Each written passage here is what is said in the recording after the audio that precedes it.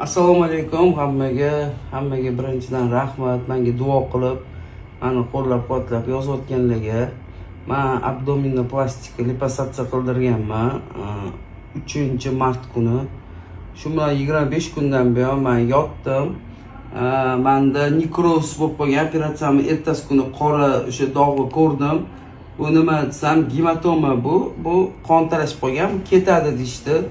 Shu bilan 25 kun shuni ketishini xohlab, keyin 25 kundan xavotir olib, boshqa doktorlarga jo'natsam, bu nekroz srochni qarating deb bir emas 5-6 ta abdominoplastika boshqa vrachlar menga aytdi. Keyin men bularga aytib, janjal qilganimdan keyin mana 5 kun bo'ldi, men apparatni qo'yishdi.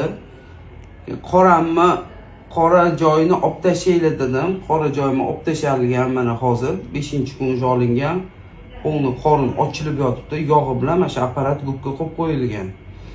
Shu bitta iltimosim sizlardan, bu medkonsultat klinikaga boykot e'lon qilib, bu yoqqa kelib hech qachon не только abdominoplastika, liposatsiya, любой operatsiyani qilmanglar. Mana operatsiya qilgan 2002-yil bolalarning ustozlari Gulistondan kelgan, dokumenti yo'q bo'lgan insonlar mana operatsiya qilgan, institutda o'qigan, operatsioniga kirishi mumkin emas bo'lgan insonlar operatsiyonida shu qo'pol qilib aytganda qassoblik qilgan.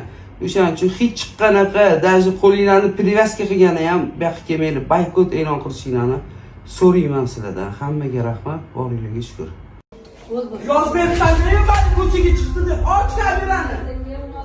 Davay, och hammasini operatsiyonnigacha chiqazlaring.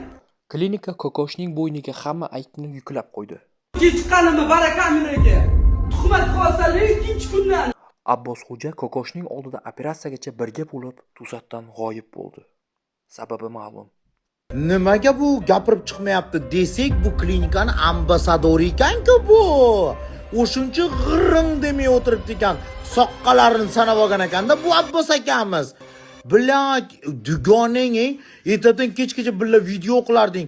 Qani odamgarchilik, odamiylik qani? Pulini kechib qo'yib bilan dugonangni tarafini olmaysanmi? Beti yo'q. O'l erkak bo'lmay, o'l sendaqa erkaklar. Ko'rdinglarmi, zamon o'zgarib ketganini? Dugonasi billa shuncha PR qilib berdi bechora Kokosh. Odam o'lib ketadimi, tirik qoladimi? Pulini olib qo'yganda pul qiziqroqda-chi Kokosh. Birovni bitta hayoti qiziqmas, billah, odamlar shunaqa noinsof bo'lib ketgan. Kecha billah mashinalar podarka qilyapman, unaqa qilyapman deb videolar qilib Kokosh og'ir ahvolda qolganda shapet tashab qo'ydi. Господи, konchini, sen erkakmisan? Yana meni transvestit deysizlar. Erkaklarda insof qaqi ketdi, erkaklik qani? Janjal vaqtida Kokoshning onasi hushidan ketdi. Lekin ammo klinikadagi xodimlar emas, ko'chadagi tez yordam unga yordamga keldi.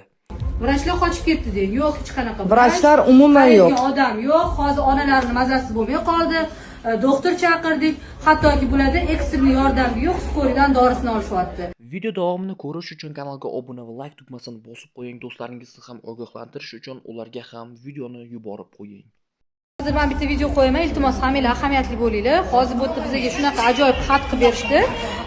Boshqa narsalar bo'lyapti, boshqa narsaga aylanib ketdi. Yaxshilik bilan hal qilamiz degan narsani yomonlikka olishyapti. Bu klinikaga umuman kelmanglar. Sog'liqni saqlash vazirligi, prokuratura, davaychi aloqaga chiqinglar. Nima odam o'lib berish kerakmi? Shunchalik ham sog'liq sizlar uchun befarqmi? Biz yaxshilik bilan hal qilamiz degan holatda bu holat bo'lgani yo'q. Hozir 3-4 ta jabrlanuvchi bor. Bu klinikadan jabr ko'rganlar hammasiga yozaman deb turibdi. Shunaqa tuhmatlar bilan yozishyapti. Yaxshilik bilan harakat qilib, hozir Turkiyadagi vrachlar bilan o'lab berdi. Turkiyadagi vrachlar aytishdiki, bu narsani oddiy tikib qo'ysang dedi, onkologiyaga olib keladi. Buni dedi, biz 20 kun o'tamiz, srochni yuborgin Turkiyaga. Lecheniya qilib, keyin operatsiya qilamiz. Sizlar aytgan metodda qilinsa dedi, keyinchalik onkologiyaga olib keladi deb tushuntirishdi. Hozir 4 ta vrach gaplashdi konsilyum qilib. Lekin bergan xatini hozir ko'ringlar, sizlarga qo'yaman. Kamerani ochman, 2-kun ko'chaga chiqqanman. Davay.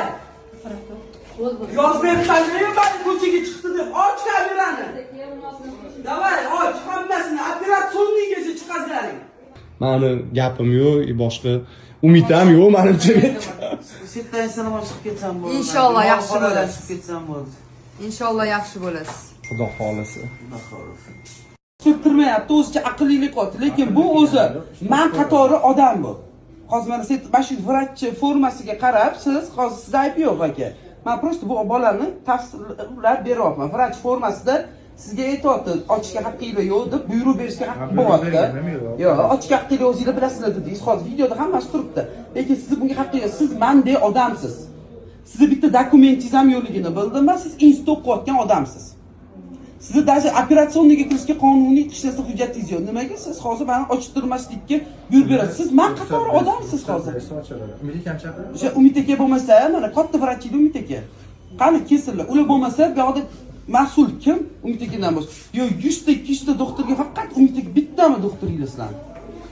Shu savolimga mana kim hozir sizdan boshqa mas'ul dokumenti bor doktor menga kirsin bu yoqqa. Davay, o'sha ochittiraman, mana dokumentim bor, ochittiraman deydigan. Tasdan keyin hozir mana skori chaqirdik, 02 chaqirdik, qo'rg'illarga ketdik. Onalari qo'rqib ketdi, mazalari bo'lmayapti. Mana dodlaganimizdan keyin bu yerga xodimlar kelib yordam berishyapti. Do'yati va 5 minut hech kim, necha minut kelmadi hech kim? Necha minut kelmadi maza qilmagandan keyin? Hech kim chaqirmadi, chaqirsa ham kelmadi hech kim. Mana endi kelishyapti. Bu videoga olish kerak, kamera qilish kerak, keyin bularning xodimlari yordam berar. Ungacha hech kim yordam bermas ekan. Yuradi og'riq yo'qmi?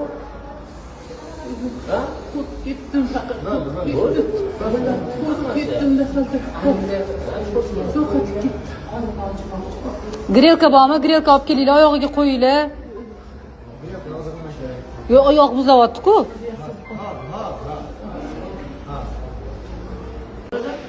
Yo'q, mana bu hozir, mana bu vrach juda yaxshi vrach ekanlar. Qarab, bilmayman, bu klinikada ishlayotgan boshqa vrachlar kelmadi. Yugurib, Amit olib chiqdilar. Skorilar kelgan, lekin bularga qaraydigan mana shu medkonsultantiya vrachlar, ya'ni dejurniy vrachlari hali ham yo'q. Umid aka deganda umuman yo'q. Mana hali ham ko'koshyapti. Mana skori shu yerda o'tirishibdi mana. Vrachlar qochib ketdi deydi. Yo'q, hech qanaqa. Vrachlar umuman yo'q. Odam yo'q. Hozir onalarning mazasi bo'lmay qoldi.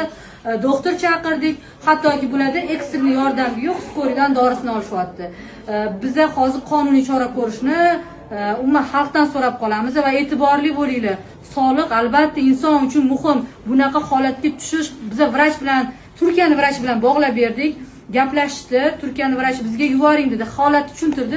Shunga qaramasdan bular boshqa o'yin qilib tashlashdi. Даже davlat vrachini oldiga ham mana kelib, meni qornimni ochib ko'rsatib berishmayapti. Mana 103 ga ham qornim ochib ko'rsatilmayapti.